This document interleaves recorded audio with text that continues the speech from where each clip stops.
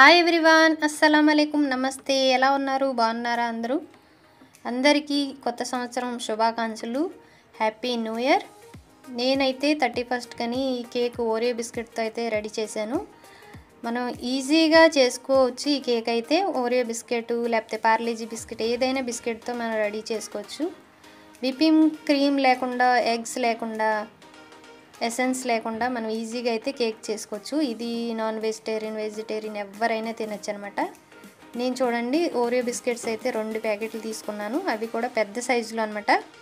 చిన్న సైజు తీసుకుంటే కనుక 5 ప్యాకెట్లు తీసుకుంటే మనకి 1/2 kg దాకా కేక్ అయితే రెడీ అవుతుంది. నేను పెద్ద ప్యాకెట్స్ కాబట్టి 2 తీసుకున్నాను.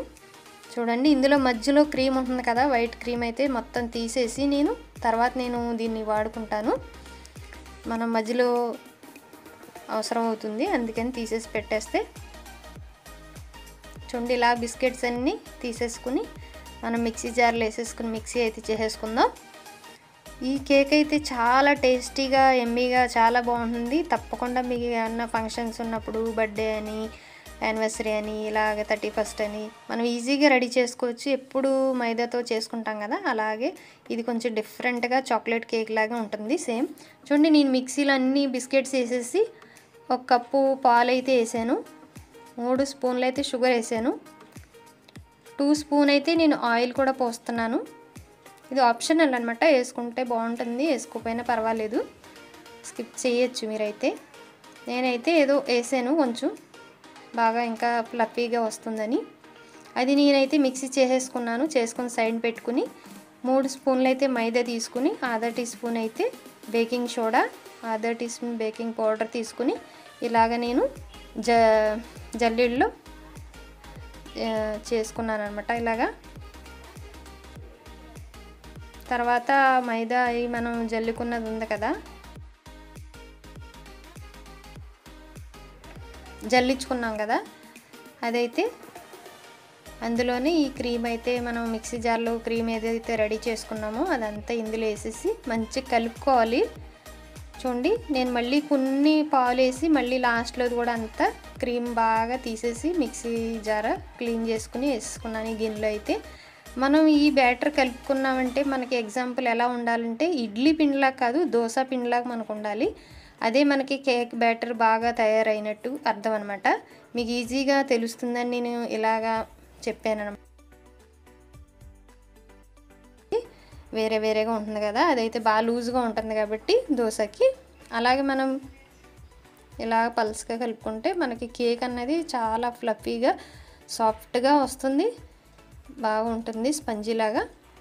ఇలా ట్రై చేయండి. ఓరియో బిస్కెట్తో చాలా టేస్టీగా ఉంటుంది, చాక్లెట్ ఫ్లేవర్ అయితే మస్తు ఉంటుంది. మరి నేను కేక్ టిన్ అయితే తీసుకున్నాను. ఇది మనకి 1/2 kg కేక్ టిన్ అనమాట. ఇందులో నేను మైదా అయితే చల్లుకుని మంచిగా 4 సైడ్లు మొత్తం కలిసేలాగా, తర్వాత మన బ్యాటర్ అయితే ఏదో ఉందో అది వేసేసి నేను ఇప్పుడైతే ఓవెన్లో పెడుతున్నాను. ఓవెన్ లేకపోతే కనుక మీరు గ్యాస్ మీదైనా కడాయి అన్న ఏదైనా గిన్నె అన్న పెట్టుకుని స్టాండ్ ఏదైనా పెట్టేసి ఈ కేక్ టిన్ ఏదో ఉంటుందో అందులో పెట్టేసి మీరు ఈజీగా కేక్ అయితే రెడీ చేసుకోవచ్చు. చూడండి నేను ఓవెన్లో అయితే పెట్టేసి మనకి ఓవెన్కి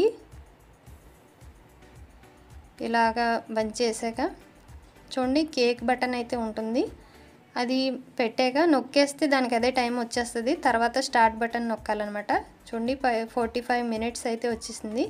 పెట్టేసి నెక్స్ట్ నేను వైట్ క్రీమ్ ఏదో ఉంది కదా బిస్కెట్స్లోని, అది చూడండి ఇలాగ నేను పేస్ట్లా తయారు చేసుకుని పాలు కలుపుతున్నాను, కొంచెం క్రీమ్ లాగా ఉండాలనేసి ఇలాగనమాట. ఇది మనం మధ్యలో కేక్కి ఐసింగ్ లాగా వాడుకుందాం.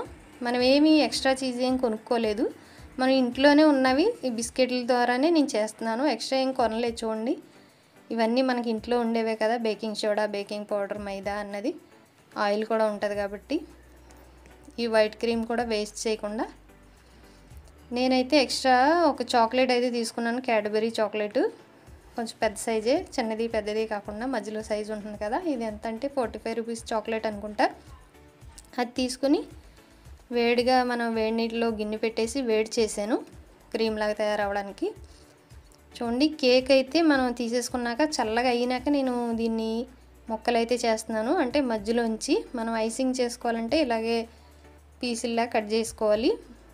నేను ఇది 3 పీసులు అయితే చేస్తున్నాను. ఇలాగా స్లోగా మెల్లిగా చేసుకోవాలి, బాగా కట్ చేసుకోవాలన్నమాట. మనకు 3 పీసులు అయితే రెడీ అయిపోయినాయి. ఇప్పుడు నెక్స్ట్ ఏంటంటే ఐసింగ్ చేసుకుందాం. ఐసింగ్ కూడా నేనేమి విప్పింగ్ క్రీమ్ ఏమీ తెప్పించలేదు, మామూలుగా ఇంట్లో ఉన్న ఐటమ్స్ తోటే. చూడండి, ఇదైతే షుగర్ సిరప్ అనమాట. షుగరు 2 స్పూన్లు అలా తీసుకుని వాటర్ పోసి మన పలసగా చేసుకోవాలి. బాగా పలసగా కాదు, షుగర్ అయితే మనకు మెల్ట్ అవ్వాలన్నమాట, అంతే. అది వేసాక తర్వాత క్రీమ్ అయితే మనం రెడీ చేసుకున్నాం కదా, అది కూడా వేసి ఇలా మధ్యలో, దీంతో మనకి కేక్ అన్నది బాగా ఇంకా సాఫ్ట్గా తయారవుతుంది అనమాట. తర్వాత మనకి వేరే ఏదో రెండో పీస్ ఉంది కదా, అది పెట్టేశాను. అది పెట్టాక మళ్ళీ సిరప్ వేసి, ఇప్పుడైతే నేను క్రీమ్ అయితే రెడీ చేసుకున్నాను కదా, చాక్లెట్ మెల్ట్ చేసుకుని, ఇందులో నేనేమి డ్రై ఫ్రూట్స్ వేయలేదు. మనకి క్యాడ్బరీలో ఉంటాయి కదా కిస్మిస్, కాజు, బాదాం అని, అవన్నీ అందులోవే, నేను ఎక్స్ట్రా ఏం వేయలేదు. మనం చాక్లెట్ మెల్ట్ చేసుకుని చాక్లెట్ అయితే వేసాను ఇందులో, మధ్యలో కూడా వేసి మళ్ళీ 3వ పీస్ ఏదైతే ఉందో పైన పెట్టేసి, పైనుంచి మళ్ళీ మన చాక్లెట్ ఇంకా మిగిలి ఉన్నదంతా దీనిపైన వేసేసాను.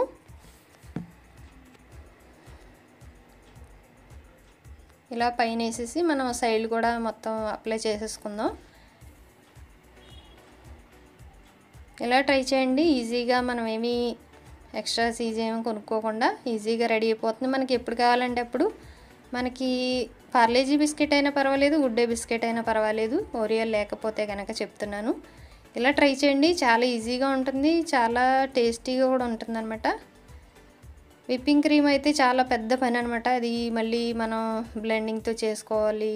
ఇలా అయితే ఈజీగా మనకి కేక్ అయితే రెడీ అయిపోతుంది. చాక్లెట్ కూడా వాడాం కాబట్టి చాలా టేస్టీగా ఎమ్మి కేక్ అయితే రెడీ. మనకి 31st ప్రిపేర్ చేశాను అనమాట, చాలా టేస్టీగా తయారైంది. మీకు కనుక నచ్చితే ఇంట్లో తప్పకుండా ట్రై చేయండి. వీడియో నచ్చితే లైక్ చేయండి, షేర్ చేయండి, సబ్స్క్రైబ్ చేయండి. ఇప్పుడు దాకా మీరు ఎవరైనా సబ్స్క్రైబ్ చేయకపోతే ప్లీజ్ మర్చిపోకుండా సబ్స్క్రైబ్ చేయండి.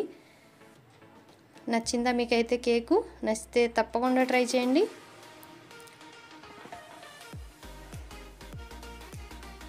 Thank you for watching. Bye bye.